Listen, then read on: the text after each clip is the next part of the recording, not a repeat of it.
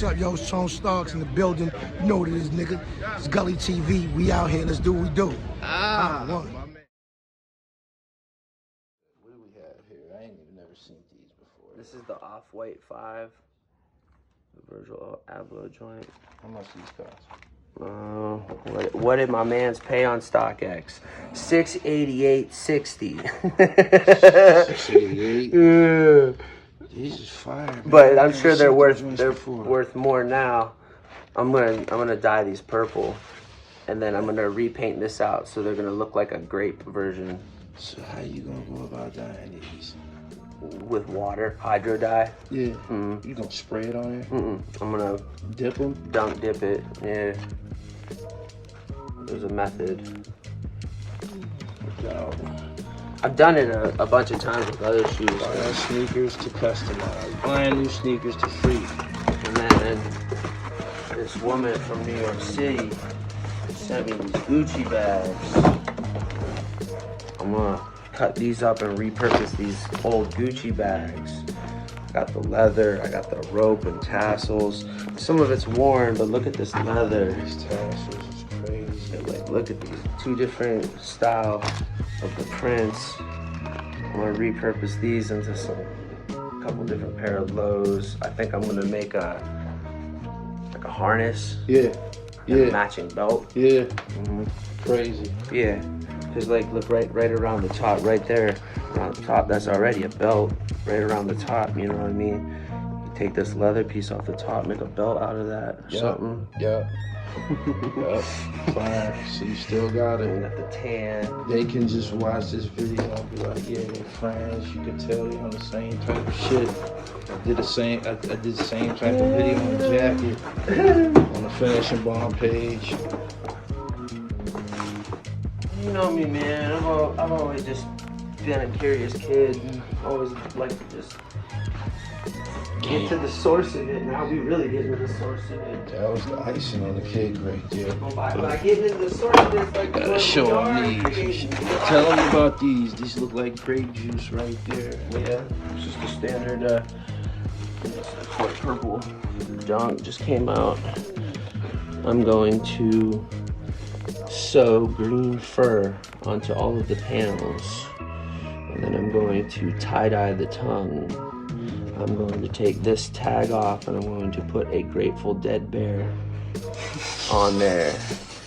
And then I'm going to hand paint this back part right here, the classic black and blue with the lightning bolt, still like the Grateful Dead symbol. Yeah. And I'm gonna do my version of the Grateful Dead bear dunk. That's gonna be great. Yeah, they had done a series of Dead Bear dunks that are pretty expensive. They're all monochromatic, like so they represent each of the different bears. But the girl that wants me to do this for her, she makes tie-dyes. Right. And she's like, I want a Dead Bear one, but I want like your version of it. I'm like, okay, I can do this. I'll put the Grateful Dead.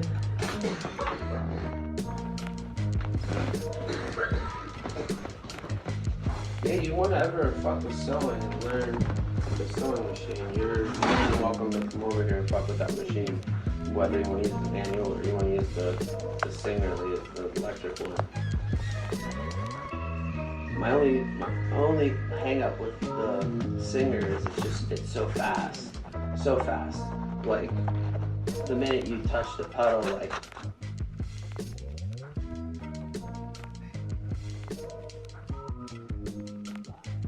you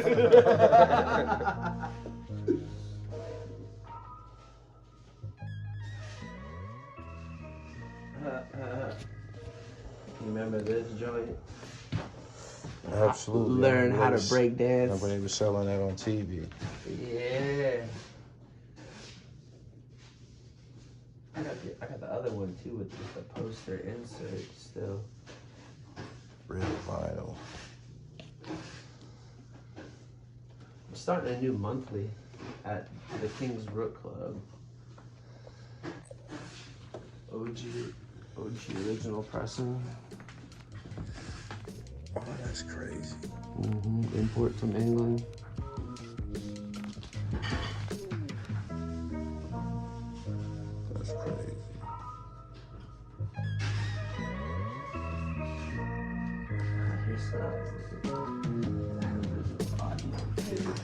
Wow.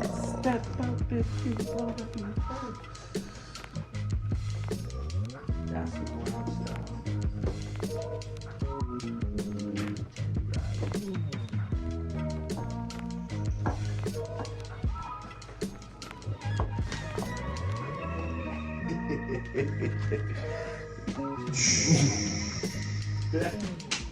Look at that Gucci, man.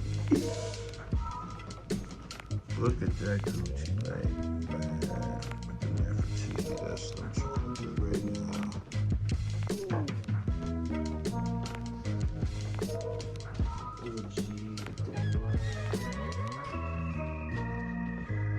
Classic OG. Enemy. Oh yeah, your vinyls up. Enemy.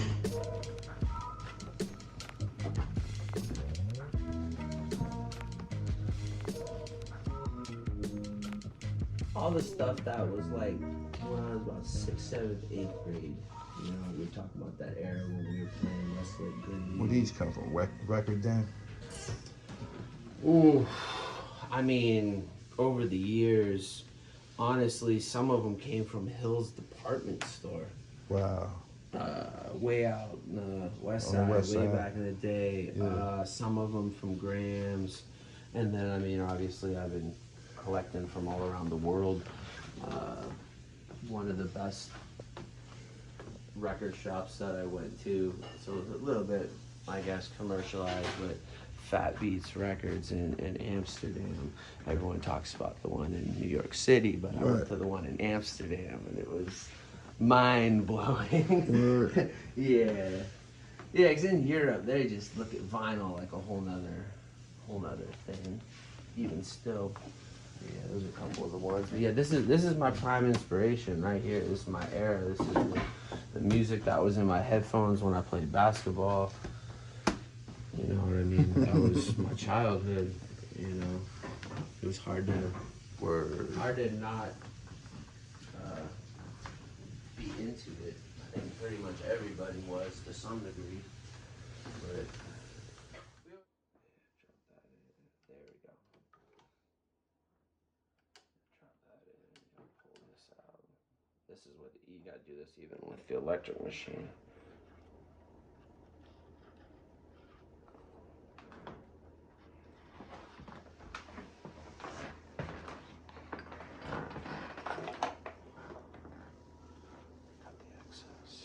Boom.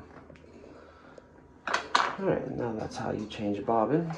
So going back to the stitching, once again, I was going to start stitching here. Say I want to drop that needle, I'm going to line up where I want to go. Say this would emulate, you know, doing the parallel on a shoe or something like that. Right here? Yeah. So you just line up where your needle's going to go, drop that presser foot. Pull your string back. Boom, drop your needle. And again, keep your tension. And that thing just walks you along. One stitch at a time.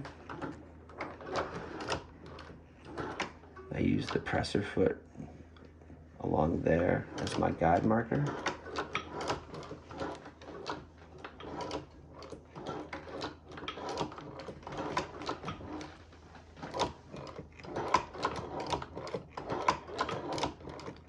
So I know as long as that presser foot's kind of basically walking the line that I had already sewn, that's how I'm keeping it parallel and knowing I'm keeping it straight. So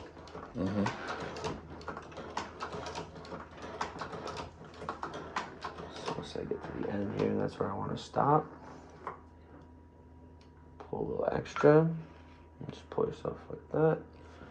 And then once again, just take your scissors. Attach it, and two parallel stitches. Now sometimes people ask about closing the stitch. Sometimes like they'll close. And that's this.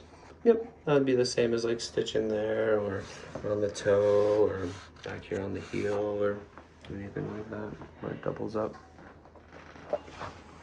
And then I lock the stitch in This is an old thing like I learned from my grandmother way back in the day. Take your bobbin string and you pull on it so you get that little loop. And you pull that top string that was loose up there down through. Here's an example. See how these two white strings are on the top like that? You want them to not be showing. So you take your two bobbin strings from below, pull on them, you get those loops. Until they both on the back. And then pull them down through. Just like this one. Come on, buddy. Come on, buddy.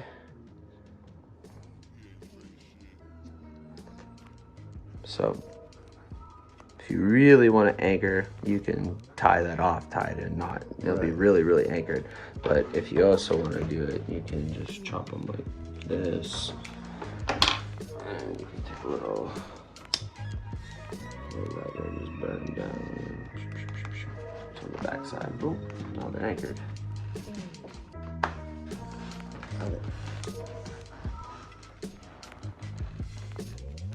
So yeah, so when I say everything's hand stitched, you know, we start with sheets of leather in whatever capacity, and then you cut out the pieces and they go together in a specific way, you know, and there's an order in which where you start. You know, like you would start with the quarter panels. I had tried with these, instead of doing 2 quarter panels and stitching it together first, I tried actually cutting 1 full panel. When I did the Chicago High, I used this method and I liked it. My thought process was, when you inevitably are building it, it would give it a little bit more strength around the back side of the heel like that. Versus having it be 2 different ones that are sewn. What I found, once you put the liner and the foam and all the layers, it doesn't really matter one way. It's kind of like just a personal preference type of thing. But again, it's trial and error when you're learning the process of making. But yeah, that's where I'm at. Great tutorial. Great, killed it. You know, so if I'm working on it, I don't have an actual post. So I made this one, just getting fancy. I use the bolt to like help keep it locked down, and just use that to work on the shoe. It swivels around, so you know, say I'm, you know, like the other day, like when I was putting these in, you know what I mean, they all originally are up and you gotta like nail them down, you know what I mean, it allows you to flatten out. I'm glad we came over here, because I was wondering how you put the fucking nails in there. And then like little things like, you know, say like there's like a little bit of a bubble right there, you know, you just go around and just tap everything, so you just work it, you know what I mean? Obviously, this leather is a really nice malleable leather, so it fit the form really, really well. This is why this one looks really, really good versus a couple of my early ones. I was using a really, really thick, heavy veg tan leather like this that is much stiffer, you know, heavier grade, and it's much harder to bend. And leather comes in various textures, obviously. Yeah, different grades, different animals, different thicknesses in terms of, you know, gauge thickness. Like this is a 3 to 4 ounce thickness. This is like a 2 to 3. This is obviously a lot more softer, plush. This is fly. Yeah, this is definitely some Dapper Dan shit right here. This was a nice little piece I got. I can see a nice red fila symbol coming out. Yeah, yeah, I got yeah, I even like the back side. It looks nice too.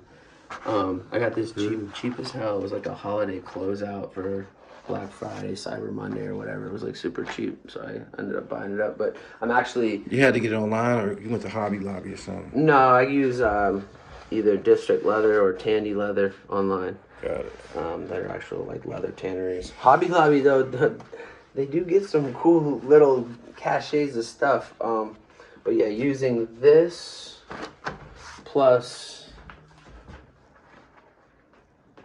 that white pebble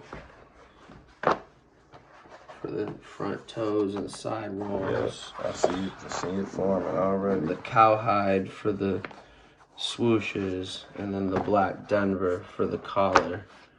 I'm going to do another Chicago. And you can do, here's another little thing since I'm right here. I'll show you how I do these. I just do the wings logos right now with a vinyl transfer. My man's down in Miami. Shout out to my man D. He makes these for me, these vinyl transfers. You take the transfer paper, you peel it off, you grab that, and then lay it on your leather. Take the thing and flatten it out and peel it off. It's like a vinyl transfer. Right. And then I use a little finisher that I put over top of it just to seal it in. That's what I'm using for now. It's what a lot of customizers use. It obviously looks really nice, looks really clean. It looks exactly how it should be. However, to do it the actual OG 85 way, some people cut an actual stencil and then use paint and do what would be like a rudimentary silk screen. Right. But I have yet to go that far into it, and I find that the convenience of using that transfer to do the logoing is just so nice and clean, and it just looks so nice and smooth. And I mean, it's on there, it's not going where it's flat, you know what I mean? Just clean.